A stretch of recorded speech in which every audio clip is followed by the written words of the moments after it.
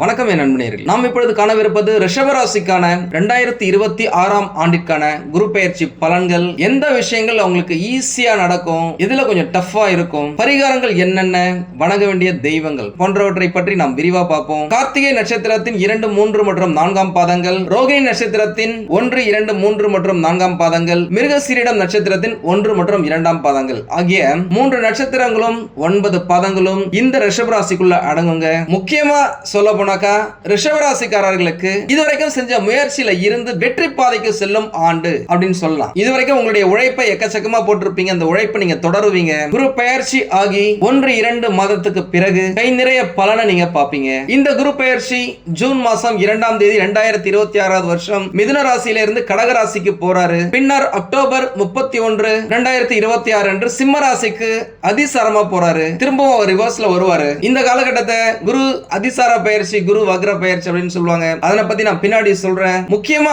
ரிஷபராசிக்காரர்களுக்கு ஜூன் மாசம் 2ஆம் தேதியில இருந்து உங்களுடைய ராசியில இருந்து 3வது இடமான கடக ராசிக்கு போறாரு. 3வது இடம் என்பது இளைய சகோதரர்கள் தைரிய வீரிய ஸ்தானம் அப்படின்னு சொல்லலாம். பொதுவா குரு பகவானை பொறுத்த வரைக்கும் இருக்கும் இடத்தை விட பார்க்கும் இடத்துக்கு பலன் அதிகம் அப்படின்னு சொல்லுவாங்க. அதனுடைய அடிப்படையில் அவர் உங்களுடைய ராசியை தன்னுடைய 11வது பார்வையாக மூத்த சகோதரர்கள் மற்றும் லாபஸ்தானத்தை பார்க்கறதால உங்களுடைய வாழ்க்கைக்கு எதிர்பாராத ஒரு மூத்த சகோதரர்கிட்ட இருந்து உங்களுக்கு லாபம் கிடைக்கலாம். ஒருவேளை உங்களுக்கு அண்ணன் முறையில யாருமே இல்ல அப்படின்னாக்கா அவருக்கு இணையான ஒரு உறவு அல்லது நண்பர்கள் மூலமாக உங்களுக்கு ஆதாயம் கிடைக்க வாய்ப்புகள் ஏகப்பட்டது இருக்குங்க. முக்கியமா இந்த காலகட்டத்தில் ஒரு விஐபி உடைய சப்போர்ட் உங்களுக்கு இருப்பதற்கான வாய்ப்புகள் இருக்கு. நான் ஏற்கனவே சொன்ன மாதிரி இதுவரைக்கும் நீங்க எக்கச்சக்கமா உழைச்சிருக்கீங்க. என்கிட்ட பேசுற நிறைய ரிஷபராசிக்காரங்க நம்ம கிட்டயும் சொல்லிருக்கீங்க, ஜி இந்த மாதிரி நான் கஷ்டப்பட்டு வேலை செய்யறேன், ஆனா எனக்கு பலனை கிடைக்க மாட்டேங்குது, ப்ரமோஷனோ இன்கிரிமெண்டோ எனக்கு எதுவுமே வர மாட்டேங்குது, என்னை விட ரொம்ப கம்மியா வேலை செய்யறான், அவன் சாயின் சக்குன்னு சொல்லிட்டு ஜாலரா அடிக்கிறான், அவனுக்கு எல்லாமே கிடைக்குது அப்படின்னு சொல்லியிருக்கீங்க. இந்த காலகட்டம் நீங்க என்ன உழைப்ப போடுறீங்களோ, எவ்வளவு வியர்வை செஞ்சிருக்கீங்களோ அதுக்கேற்ற பிரதிபலனை குரு பகவான் கொடுத்தே தீர்வாருங்க. அவர் எதையுமே சும்மா கண்டுக்காம இருக்கிறது இல்ல. நீங்க என்ன பண்ணிருக்கீங்க அப்படின்றது அவருக்கு தெரியும். அதற்கான பலனை கட்டாயம் நீங்க அனுபவிக்க போறீங்க. பொதுவாகவே 2, 5, 7, 9 மற்றும் 11ஆம் பார்வைகள் சுபத்துவப்படும் அப்படின்னு சொல்லுவாங்க. இந்த 5 பார்வைகள் தான் குரு பகவானை பொறுத்த வரைக்கும் விசேஷம். அதுல ஒரு பார்வை உங்க மேல விழுது. குரு பார்க்க கோடி நன்மை உங்க எல்லாருக்குமே நல்லாவே தெரியும். அதனால குரு பகவானுடைய காரகத்துவத்திற்கிணங்க பணம், திருமணம், குழந்தை, சந்தோஷம், இடம், மனை, நிலம், லக்ஸரியான வண்டி வாகனத்தை வாங்குறது, தங்க நகைகள், மஞ்சள் நிறத்துல இருக்கிற குரு பகவானுக்கு பிடித்த தங்கத்தை நீங்க வாங்கி குவிப்பதற்கான வாய்ப்புகள் நிறைய இருக்கு. ட்ரை பண்ணி பாருங்க. இந்த மாதிரியான விஷயங்களுக்கு எல்லாம் அவர் காரகத்துவத்துல இருக்கிறதால இதுல உங்களுக்கு எதெல்லாம் கிடைக்காம போச்சோ, தட்டி போச்சோ, தவறி போச்சோ அந்த விஷயங்கள் எல்லாமே இப்போ 1 by 1 டக்கு நடக்க ஆரம்பிக்கும். முக்கியமா வேலை தேடிட்டு இருக்கவங்களுக்கு நல்ல வேலை கிடைச்சே தீருங்க. 3ஆம் இடத்துல குரு பகவான் இருக்கும் பொழுது முயற்சி, துணிவு, புதிய திட்டங்கள், தொடர்புகள் ஆகியவற்றை அதிகரிக்க செய்வாரு. அதன் மூலமா லாபத்தை கொடுப்பாரு. உங்களுடைய திறமைகளை வளர்த்துக்க புதுசா ஏதாவது ஒரு கோர்ஸ் பண்ணணும், ஏதாவது ஒரு விஷயத்தை கத்துக்கணும் அப்படின்னாக்கா அதற்கு உகந்த காலகட்டம் இது. பதவி உயர்வு ஆன உடனே இல்ல அப்படின்னா கூட இந்த வருட கடைசியில உங்களுடைய கடின உழைப்பையும் திறமையையும் உயர் அதிகாரிகள் புரிந்து கொண்டு அதற்கேற்ற ப்ராஃபிட் அவங்க கையில கொடுப்பாருங்க. உங்களுடைய எதிர்காலத்துக்கான அடித்தளத்தை நீங்க இந்த குரு பெயர்ச்சியில உருவாக்குவீங்க அப்படின்னு சொல்லலாம். முக்கியமா இந்த marketing, media, digital communication, teaching தொழில இருக்கிறவங்க, பினான்ஸ் தொழில் செய்யறவங்க, நிலம் சம்பந்தப்பட்ட தொழில் செய்யறவங்க, மருத்துவம் சம்பந்தப்பட்ட தொழில் செய்யறவங்க, உணவு சம்பந்தப்பட்ட தொழில் செய்யறவங்க எல்லாருக்குமே இது சிறப்பா இருக்குங்க. நான் ஏற்கனவே சொன்ன மாதிரி சகோதரர்கள் மற்றும் நண்பர்கள் மூலமாக வாய்ப்புகள் கிடைக்கலாம். நீங்க வேலை தேடிட்டு இருக்கீங்க அப்படின்னாக்க உங்களுடைய ஃப்ரெண்ட் சர்க்கிள்லயே கேட்டு பாருங்க.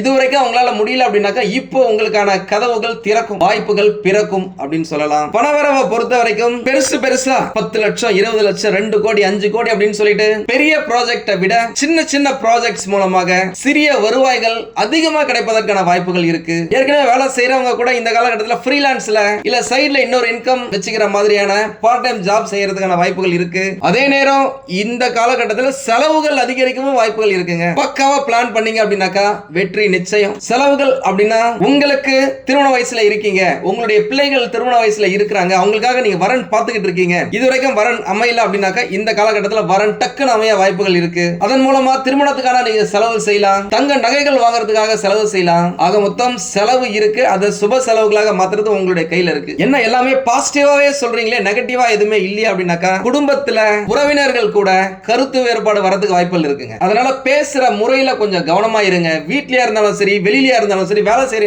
இடமா இருந்தாலும் சரி, நண்பர்கள் கிட்டயா இருந்தாலும் சரி, பேசும்போது வார்த்தைகளை கவனமா பேசுங்க. இதை விட அக்டோபர் 31ஆம் தேதிக்கு பிறகு குரு பகவான் 4வது இடத்துக்கு சில காலம் இருப்பாரு. அது ரிஷபராசிக்காரர்களுக்கு ரொம்ப ரொம்ப நல்ல காலகட்டம் அப்படின்னு சொல்லாங்க. நான் ஏற்கனவே சொன்னேன்ல, முதல்ல உங்களுடைய உழைப்பை போடுவீங்க, பிரதிபலன் இப்போ உடனே ப்ரமோஷன் இன்கிரிமெண்ட் கிடைக்கல அப்படின்னா கூட பின்னாடி கிடைக்கும். அந்த பின்னாடி தாங்க அக்டோபர் 31க்கு பின்னாடி. முக்கியமா இந்த காலகட்டத்தில் ரிஷபராசிக்காரர்கள் வீடு வாங்குவாங்க, வாகனம் வாங்குறது, இடமாற்றம் போன்ற யோகங்கள் கிடைக்க வாய்ப்புகள் இருக்கு. குடும்ப அமைதி உயரும், வீட்டுல சுப காரியங்கள் நடக்கும் அப்படின்னு சொல்லலாம். இந்த சுப காரியங்கள் உங்களுக்கு திருமணம், உங்க பிள்ளைகளுக்கு திருமணம், வீட்டுல உங்களுடைய பெற்றோருக்கு 60ஆம் கல்யாணம் செய்யறதா இருக்கட்டும், புதுசா வீடு கட்டுறதா இருக்கட்டும், அந்த வீட்டுக்கு கிரகப்பிரவேசம் பண்றதா இருக்கட்டும், திருமணம் ஆகி குழந்தை பேருக்காக வெயிட் பண்ணிட்டு இருக்கீங்க அப்படின்னா அதுக்கும் இந்த காலகட்டம் சிறப்பா இருக்குங்க. வளகாப்பு பண்றது, மஞ்சள் நீராட்டு விழா பண்றது, இந்த மாதிரியான சுப காரியங்கள் உங்க வீட்டுல நடக்க வாய்ப்புகள் 99% இருக்கு. எல்லாத்தையும் விட குடும்பத்துல அமைதி அதிகரிக்குங்க. அதுதானங்க முக்கியம். ஏன் நிறைய பேர் கேட்கறதே பணத்தை விட மன நிம்மதி இல்லாம இருக்கிறாங்க அப்படின்னு சொல்லிட்டு, அந்த மன நிம்மதி இந்த காலகட்டத்தில் உங்களுக்கு கிடைக்கும். தொழில் செய்யறவங்களை பொறுத்த வரைக்கும் தொழில் ஒரு இதாவே இருக்கவே மாட்டேங்குதுங்க. ஒரு நாள் நல்லா விடுது, ஒரு நாள் ஒண்ணுமே இல்லைங்க. கல்லாப்பேட்டில பைசா இல்லாம, பாக்கெட்ல கூட 10 பைசா இல்லாம நான் வீட்டுக்கு வந்திருக்கிறேன் அப்படின்னு சொன்னவங்களுக்குலாம் இந்த தொழில நிலைத்தன்மை குரு பகவானே அதிகரிச்சு கொடுப்பார் அப்படின்னு சொல்லலாம். தொழில் கட்டாயமா முன்னேற்றம் அடையுங்க. நீங்களே தொழில நிறைய விஷயத்தை இன்க்ளூட் பண்ணுவீங்க. புதுசா நிறைய பொருட்கள் ப்ராஜெக்ட்ஸ் சேர்த்து அதன் மூலமா உங்களுடைய தொழிலை விரிவாக்கம் செய்வீங்க. வாடிக்கையாளர்களிட்ட எப்படி பேசணும், எப்படி பழகணும் அப்படின்றது உங்களுக்கு நல்லாவே தெரியும். அதை இந்த காலகட்டத்தில் பயன்படுத்திப்பீங்க. தேன் தடவிய வார்த்தைகளை பேசி நிறைய வாடிக்கையாளர்களை உங்களுடைய பக்கம் இழுப்பீங்க.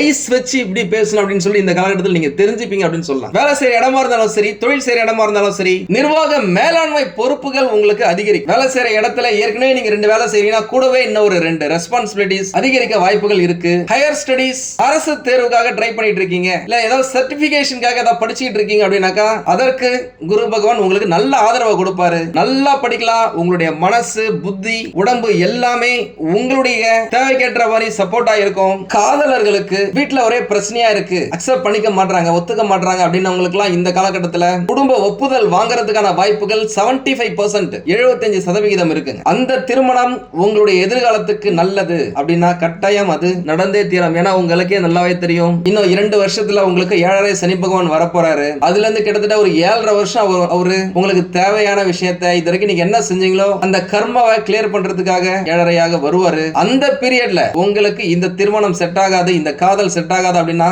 அதற்கேற்ற விஷயத்தை குரு பகவானே செஞ்சு விட்டுருவாரு. மற்றபடி உங்களுக்குள்ள ஒரு நல்ல மேட்சிங், நல்ல அண்டர்ஸ்டாண்டிங் இருக்கு அப்படின்னாக்கா அந்த காதல் திருமணத்துல போய் முடியும் அப்படின்னு சொல்லலாம். உங்களுக்கு ஜாதக ரீதியா ஏதாவது சப்போர்ட் தேவை அப்படின்னா நம்மளை கான்டாக்ட் பண்ணுங்க. என்னால முடிஞ்ச சப்போர்ட் உங்களுக்கு தரேன். ஏற்கனவே திருமணம் ஆனவங்களுக்கு எப்படா விட்டு போலாம், எப்படா பிச்சுக்கிட்டு ஓடலாம் அப்படின்னு இருக்கவங்க கூட ஒரு நல்ல புரிதல், ஒரு நல்ல அண்டர்ஸ்டாண்டிங்கோட, அந்யோன்யத்தோட, குடும்ப ஒற்றுமைக்காக திரும்பவும் சந்தோஷமா இருக்க வாய்ப்புகள் இருக்கு. ஆரோக்கியத்தை பொறுத்த வரைக்கும் இந்த ஜூன்ல இருந்து அக்டோபர் வரைக்கும் இந்த மன அழுத்தம், ஷோல்டர் ஜாயிண்ட் பெயின், கை கால் வலி, சோர்வு இதெல்லாம் இருக்க வாய்ப்புகள் இருக்கு. அக்டோபர் மாசத்துக்கு பிறகு மன அமைதி, தூக்கமே இல்ல அப்படின்னவங்களுக்கு நல்ல நிம்மதியான தூக்கம் கிடைக்க வாய்ப்புகள் இருக்கு. எந்த விஷயத்துல ரொம்ப கவனமா இருக்கணும் அப்படின்னாக்க அவசரமா ஒரு முடிவு எடுக்கிறத அவாய்ட் பண்ணுங்க, தவிர்த்துடுங்க. ஏதாவது ஒரு பிரச்சனையா இருக்க இடத்துல நீங்க பேசிட்டு இருக்கீங்க, காரசாரமான விவாதம் வருது அப்படின்னாக்கா அப்படியே அந்த இடத்துல இருந்து கழிந்துக்கோங்க. இல்லைன்னா கம்முன்னு இருந்தாலே வாழ்க்கை ஜம்முன்னு இருக்கும். அந்த டயலாக் உங்களுக்கு இந்த காலகட்டத்தில் செட் ஆகுங்க. தேவையே இல்லாத கடனை வாங்குறத அவாய்ட் பண்ணுங்க. ஒரு கடன் வாங்குறீங்க, ஒரு லோன் போட போறீங்க அப்படின்னாக்கா இது இல்லாம நம்ம எப்படிலாம் மேனேஜ் பண்ணலாம் அப்படின்றத யோசிச்சுக்கோங்க. சின்ன அமௌண்டா இருந்தா பரவாயில்ல, பெரிய அமௌண்ட்டுக்காக நீங்க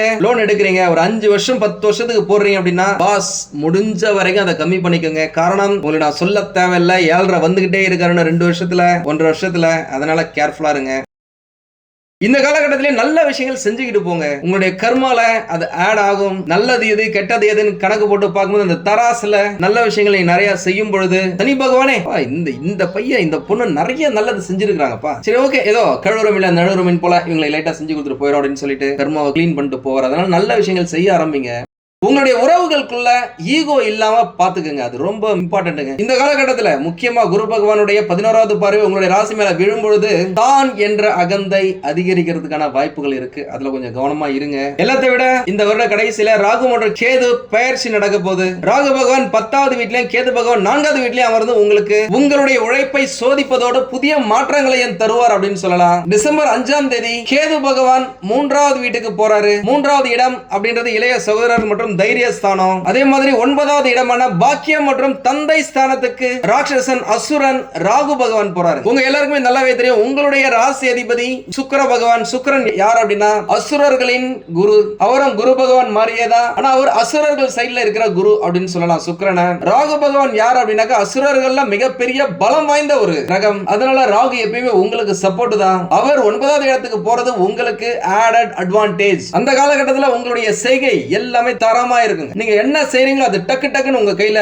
பிரதிபலனா கிடைக்கும். இதுவரைக்கும் நீங்க கஷ்டப்பட்டதுக்கான காரணம் பொதுவா 4 மற்றும் 10வது இடத்துல ராகு மற்றும் கேது பகவான் இருப்பது எல்லாத்துலயுமே ஒரு தடை, கெட்ட பெயர் ஏற்பட்டிருக்கலாங்க. உங்களுக்கு கடந்த சில வருஷத்துல நீங்க செஞ்சே இருக்க மாட்டீங்க, ஆனா அதுக்கு நீங்க மாட்டி இருப்பீங்க. நல்லது செய்ய போய் கெட்ட பேர் வாங்குவாங்கன்னு சொல்லுவாங்கல்ல, அது உங்களுக்கு அப்பட்டமா பொருந்தி இருக்கும். அது எல்லாமே இந்த காலகட்டத்துல மாறும். அதே நேரம் வரன் தேடுறீங்க அப்படின்னாக்க ரொம்ப கவனமா பாருங்க. தவறான வரன்கள் ஒரு சிலருக்கு அமைவதற்கான வாய்ப்புகள் இருக்கு. ஏன்னாக்கா ராகு மற்றும் கேது யார் அப்படின்னு நிழல் கிரகங்கள், சாயா கிரகங்கள். அவர் 9வது இடத்துல இருக்கும் பொழுது அந்த 9 என்பது பாக்கியஸ்தானம் அப்படின்றதால அவர் ஒரு நிழல் மாதிரி மறைச்சுக்கிட்டு இருப்பார், மதில் மேல பூனை மாதிரி. நல்லதோ நடக்கலாம், இப்படியோ நடக்கலாம், அப்படியோ நடக்கலாம். அதனால வரன்களை பார்க்கும்போது முடிஞ்ச வரைக்கும் பக்காவான மேட்சிங்க ஒன்றுக்கு மேற்பட்ட ஜோதிடரிடம் பாருங்க. தேவைப்பட நம்மளையும் கான்டாக்ட் பண்ணுங்க, நான் உங்களுக்கு செக் பண்ணி சொல்றேன். தாயுடைய ஆரோக்கியத்துல கொஞ்சம் கவனமா இருங்க. அதே போல நண்பர்கள் மற்றும் தொழில் கூட்டாளிகளுடன் எந்த கருத்து வேறுபாடும் வராம பாத்துக்கிறது மிக மிக மிக அவசியம். தாய் வழி உறவுல கொஞ்சம் கவனமா இருங்க.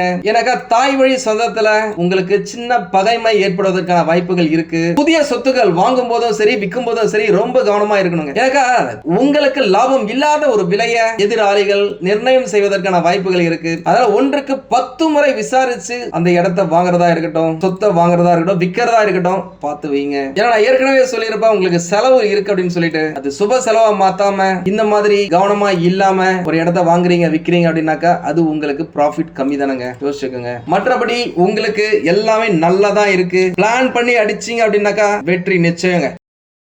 வியாழக்கிழமைகள்ல மஞ்சள் நிற உடை அணிந்து கடலை பருப்பு தானம் செய்து குரு பகவான் அல்லது தட்சிணாமூர்த்தி சாமியை வணங்கி வர உங்களுடைய வாழ்க்கையில இனிமே ஏற்றம் தாங்க. நான் சொல்ற மந்திரத்தை கொஞ்சம் சொல்லுங்க. 11 முறை இல்லனா 108 முறை, சரிங்களா? ஓம் பிரீம் ப்ரஹஸ்பதியே நமஹ. இத நீங்க ரெகுலரா சொல்லிக்கிட்டே வாங்க. உங்களுடைய வாழ்க்கையில குரு பகவான் ஏகப்பட்ட நல்லதை செய்வாரு. முடிஞ்சவங்க குரு பயிற்சிக்கு அப்புறமா ஆலங்குடியில இருக்கிற குரு ஸ்தலத்துக்கு போயிட்டு வழிபாடு செய்யறது சிறப்புங்க. எல்லாமே நல்லா தாங்க இருக்கு. இருந்தாலும் ஏதோ ஒரு பிரச்சனை இருக்கு அப்படின்னாக்கா உங்களுடைய சுய ஜாதகத்தை பக்கத்துல இருக்கிற ஜோதிடர்களிடம் காமிச்சு விவரத்தை கேட்டு தெரிஞ்சுக்கோங்க. தேவைப்பட்ட நம்மளையும் கான்டாக்ட் பண்ணுங்க. நானும் ரெடியா இருக்கேன் உங்களுக்கு உதவி செய்வதற்காக.